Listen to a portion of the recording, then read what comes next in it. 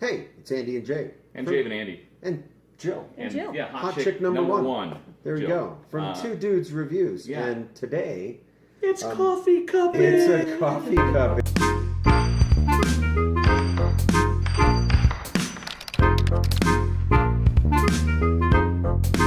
So I'm doing a new blend for a client, and so wanted to try it out. Obviously, wanted to roast it up and see how it tastes.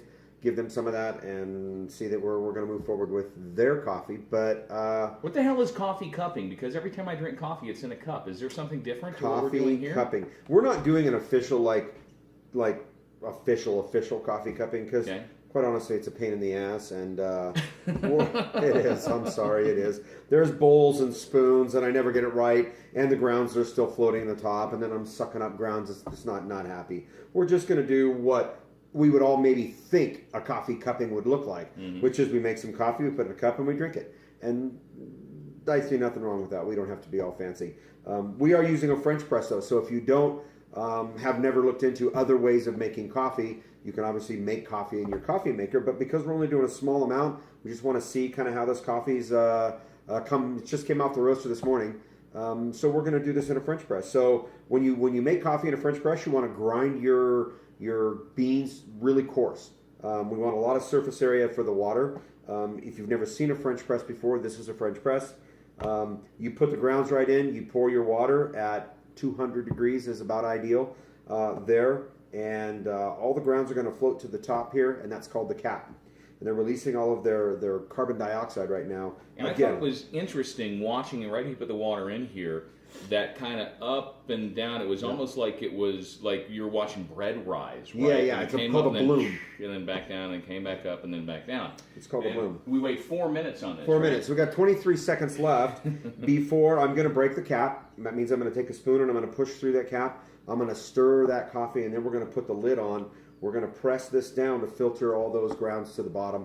Then we can just pour that into these cups and drink it. And if you have yet to see a coffee press lid, it looks like that. It's almost like there's a screen on the end of it. Yep. On the other side here, there's this little spring. All right. And so breaking the cap. So you want to smell it? We've kind of smelled it as it's developed a little bit, and now I'm going to push through, and that's just going to let all those aromas come right out. And it's smelling pretty good. This is a blend of Guatemalan and Colombian coffee beans. So now, just on the nose on that, I'm getting some acidity. So I'm thinking already that when I taste this coffee, it's going to have some nice acidity, a little bit on the bitter side. I didn't get a lot of sweetness off the nose on that. Okay. You haven't tried this blend, right? No, this is a brand new coffee. I mean, the raw Guatemalan I just got last week. So this is a first cupping for me. So we're just going to take that. I'm going to pour that into these little beer tasting glasses because they look cool. It's fairly amber in color. It's not dark.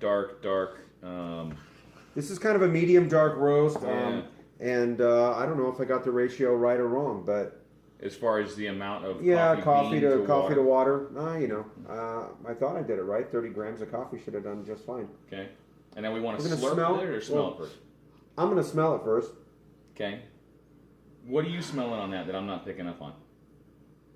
I get a little almost honey. Okay. I'm getting almost a little honey.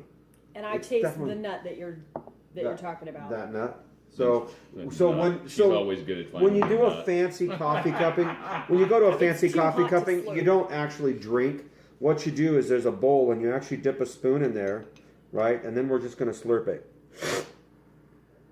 And that's going to coat the entire mouth with that coffee. So the bitter, the sweet, the salty, every area of your tongue that actually picks out those different flavors can actually experience that coffee. So in this, and then typically you rinse your spoon because you're dipping a bowl, and there's probably more than one person doing this, but it's my house. I'll do what I want.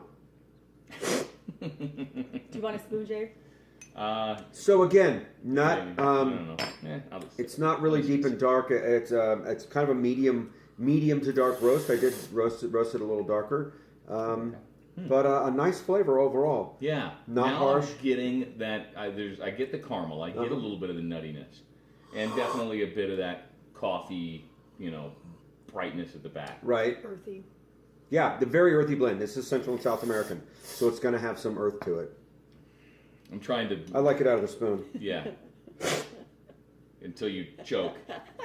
I have a little practice doing it. And all over the camera, there it goes. Been there, done that. Anyway, this is one great way to do a coffee cupping if you're going to try a coffee for the first time. And if you're interested, might as well plug your business, right? Oh yeah, Warrior Roasters Coffee. Yeah. Yeah. So if you're interested in maybe getting some of this coffee, Andy will ship it to you. www.warriorroasters.com. Yeah, right on the bottom. I think it goes the other way. www.warriorroasters.com. This one doesn't have a name, but one that's very similar to this in the same roast level is called O Dark 30. There you go. All right. 2 Dudes Reviews. Cheers.